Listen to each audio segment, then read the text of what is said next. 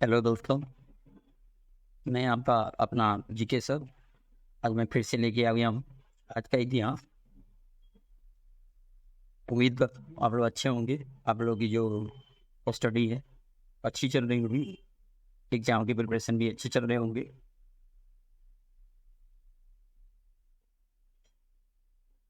और अगर आप इस चैनल पे नए हैं तो प्लीज़ हमारे चैनल को सब्सक्राइब कीजिए, शेयर कीजिए। अगर आपको नॉलेजेबल लगता है तब हमारे चैनल को सब्सक्राइब कर सकते हैं, शेयर कर सकते हैं दोस्तों के साथ, फैमिली के साथ। ठीक है, तो चलिए शुरू करते हैं बिना किसी देरी के। जो दिनांक है वो 22 अगस्त। ठीक है, और आज के इतिहास के बारे में हम डिस्कस करेंगे। ठीक है, क्लियर हुआ? ठीक, चलिए नेक्स्ट की तरफ बढ़ते हैं। आज बात करते हैं 22 अगस्त। आज के दिन के बारे में बात करेंगे। नसरुद्दीन खुसरो 22 अगस्त 1320 में गाजी मलिक ने हराया। किसने हराया था? गाजी मलिक ने। किसको हराया था? असदुद्दीन खुसरो को। कब हराया था? 1320 ईस्वी में। चलिए नेक्स्ट की तरफ बढ़ते हैं। फ्रांस के कैथोलिक और प्रोटेस्टेंट ईसाइयों के बीच में जो अंतिम युद्ध था वो 1627 आज के दिन 22 अगस्त को हुआ था। ठीक है, क्लियर हो? नेक्स्ट की तरफ बढ़ रहे हैं। ब्रिटिश ईस्ट इंडिया कंपनी ने 1639 में तमिलनाडु की राजधानी चेन्नई, जिसको आज पहले जो था वो तत्कालीन में उस टाइम में मद्रास बोला जाता था, उसकी स्थापना की गई थी। कब की गई थी? 1639 ईस्वी में 22 अगस्त। ठीक है, और आज ही के दिन 22 अगस्त को इसका जो मद्रास था इसका नाम जो था वो चेन्नई में चेंज किया गया। ठीक है, आप लोग तब तक कमेंट सेक्शन में बता सकते हैं कि किस ईस्वी में आज ही के दिन ये नाम चेंज किया गया था मद्रास से चेन्नई।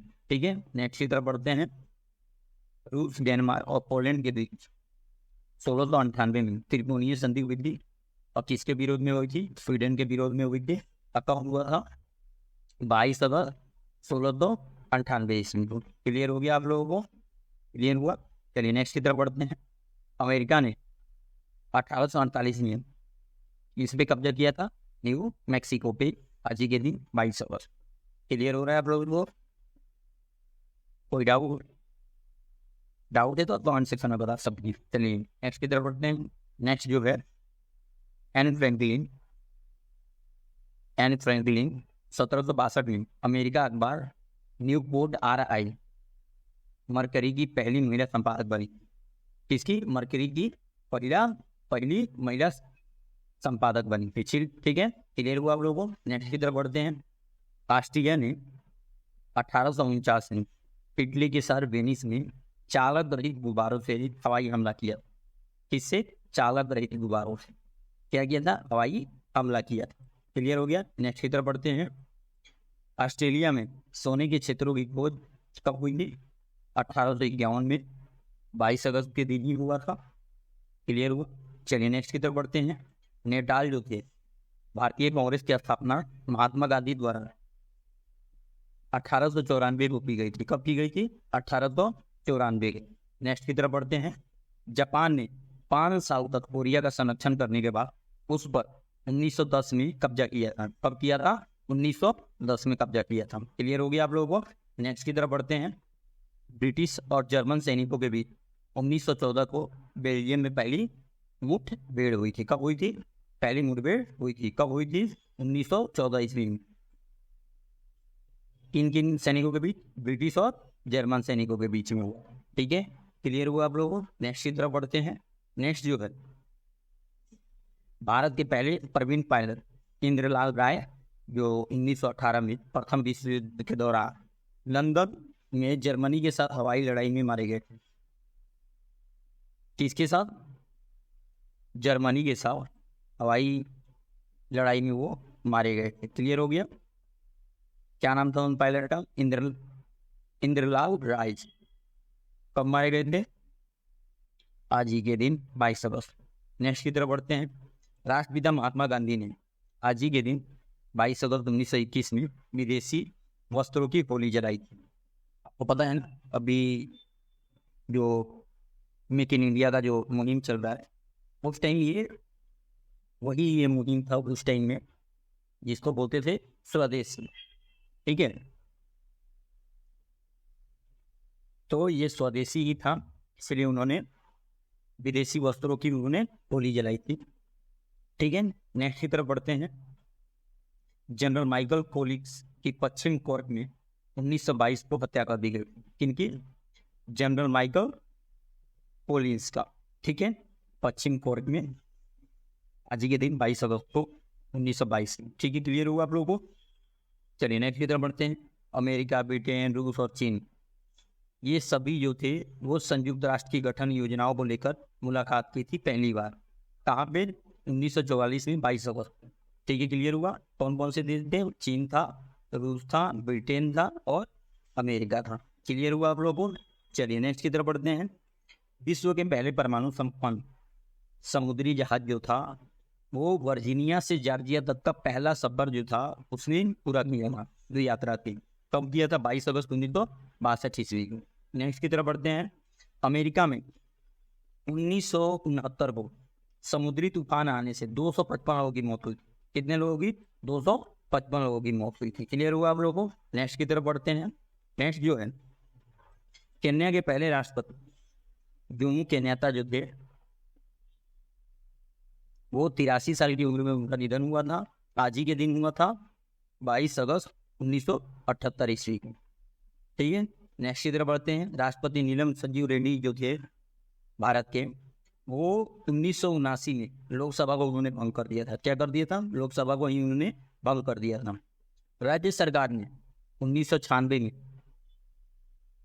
मद्रास का नाम बदलकर चेन्नई कर दिया था। बताया था ना कि आप लोग कमेंट सेक्शन में जरूर डेट बताइएगा किस ईस्वी को हुआ था ये। तो आज ही के दिन 22 अगस्त को ही, क्योंकि इसकी स्थापना 22 अगस्त को ही हुआ था चेन्नई का।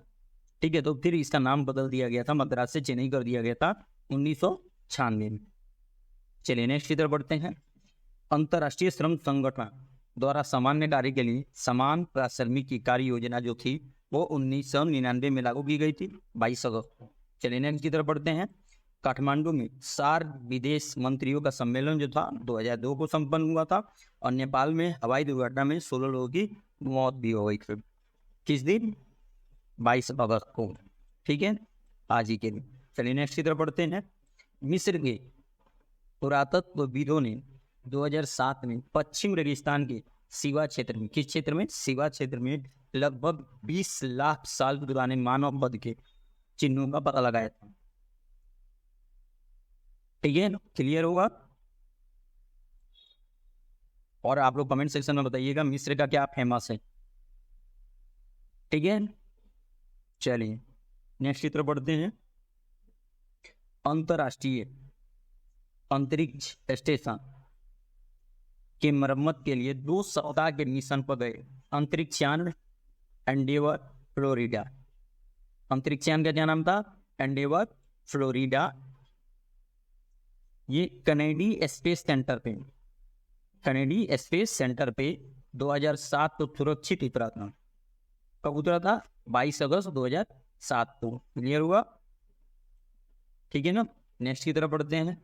मध्य प्रदेश सरकार ने 2008 में वनवासियों के लिए साधारण वन अपराध मामले और मुआवजा वसूली खत्म करने का निर्णय लिया था। क्लियर हुआ आप लोगों को? कब किया था? 2008 में। क्लियर हुआ ना आप लोगों को? चलिए नेक्स्ट की तरफ बढ़ते हैं। सीरिया के गृह युद्ध में 2012 में 47 लोग मारे गए थे। ठीक है, नेक्स्ट की तरफ बढ़ते हैं। केन्या में 2 जनजातीय समूह के बीच 2012 में युद्ध में 48 लोग मारे गए। क्लियर हुआ? चलिए नेक्स्ट की तरफ बढ़ते हैं। अब बात करते हैं आज के दिन जन्म लिए हुए उन व्यक्तियों के बारे में जिनका आज जन्म दिवस है। ठीक है, चलिए शुरू करते हैं। पहले जो है भारत के चिंतक आनंद कुमार स्वामी जी, जो सुविख्यात परमर्जज्ञ तथा चिंतक वो दोनों थे। आनंद कुमार स्वामी जी, उनका जन्म 22 अगस्त 1877 को हुआ था। चीनी नेता डेंगू जियाओपिंग जी का जो जन्म था वो 1904 को हुआ था। क्लियर हुआ ना आप लोगों को। चलिए नेक्स्ट की तरफ बढ़ते हैं। फिल्म और रंगमंच अभिनेता, निर्देशक, नाटककार शंभू मित्रा जी का जो जन्म था आज ही के दिन 1915 को हुआ था। नेक्स्ट की तरफ बढ़ते हैं। प्रसिद्ध कवि एवं नाटककार गिरजा कुमार माथुर जी का जो जन्म था आज ही के दिन 22 अगस्त 1919 को हुआ था। क्लियर हुआ ना आप लोगों को।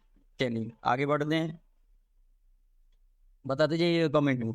चलिए हिंदी के प्रसिद्ध लेखक थे, व्यंग्यकार थे हरिशंकर परसाई जी। कौन?